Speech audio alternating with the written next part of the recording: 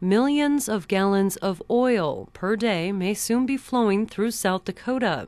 A pair of companies are working on 2 oil pipelines that will pump crude from Canada across South Dakota and down to Texas.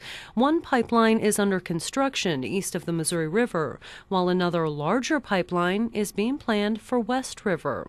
South Dakota Public Broadcasting's Jacqueline Severin attended a public meeting on the project and has more for today's Dakota Digest. If you didn't know any better, this could be a small-town social event. About 50 people are gathered in the Faith Legion Hall. They're sharing their stories and checking in with their neighbors.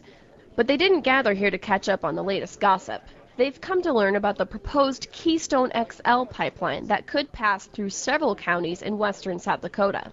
TransCanada and ConocoPhillips have taken over this small-town Legion Hall with maps, trifolds, displays, and experts ready to answer questions and explain the project. Our presenter today, Mr. Ken Murchie. Ken Murchie is the project director for Keystone XL. He says the 2,000-mile-long pipeline would run from Alberta, Canada, and meet up eventually with the oil refineries in Texas. The underground pipeline crossing western South Dakota would require 15,000 construction workers. But many people come to this public meeting with concerns. One of them is rancher Corian Erickson. I just think we need to be aware of what's going on so something don't come over us that we regret later.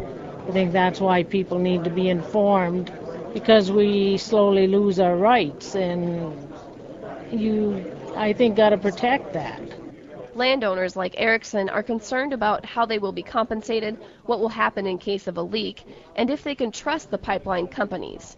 Dennis Calhoun with TransCanada is here to alleviate ranchers' concerns. It's our obligation to put the land back the way we found it. So we use the same type of seedings, and if it's row crop type things, then we pay the damage for it because the crop is lost for the year.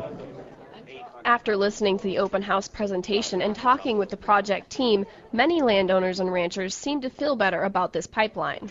Well, I think it's great. Why is it great? Well, it's something we need, I guess. I thought this is a very informative meeting. I think it's gonna go real well. Those behind the project, like Ken Murchie, say Keystone XL would supplement the current Keystone pipeline that is being built in eastern South Dakota. The Keystone pipeline is essentially at its capacity. Its capacity is 590,000 barrels a day of crude oil delivery, and it's currently contracted very close to 500,000 barrels a day of crude oil. So there would not be enough room in that pipeline to move the crude that's destined to go to the Gulf Coast. Murchie says the Keystone XL pipeline across western South Dakota will be much larger than the Keystone pipeline crossing the other side of the state. It will have a capacity of initially of 700,000 barrels a day of crude oil, and ultimately it will be capable of moving 900,000 barrels a day of crude. But some people aren't convinced that this will be the best thing for South Dakota. I think this pipeline idea is just a total environmental disaster. Charmaine Whiteface is with the environmental group Defenders of the Black Hills. Whiteface is concerned about the massive carbon footprint of this project and what will happen in case of a spill or leak. What will that do to the grasslands, the animals, to the water systems? When this oil gets on the land, it's going to soak down into the aquifers. During his presentation at the Legion Hall in Faith, Murchie stressed that a spill is unlikely, and if it does occur, TransCanada is prepared to detect and deal with any leaks.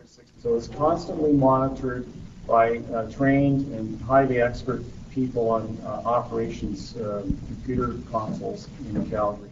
Murchie says that they will also have flyovers of the pipeline every 2 weeks, and if a leak is detected, it will take the system 12 minutes to shut down the section of the pipe where the leak occurred. But Whiteface's concerns don't just stop at the environment. How many grave sites, how many sacred sites is this pipeline going to disturb or destroy? Burial sites cannot be moved for us, and sacred sites cannot be repaired once they're destroyed. There is also the question of land ownership. The title for this whole region is still in question because of the 1868 treaty. Whiteface says Defenders of the Black Hills is planning their strategy to oppose this pipeline project. Meanwhile, TransCanada and ConocoPhillips are moving forward, including the meeting in Faith. The companies went to 5 towns in western South Dakota, and they say they will continue to work with the public to make this pipeline a reality. For South Dakota Public Broadcasting, I'm Jacqueline Severin in Rapid City.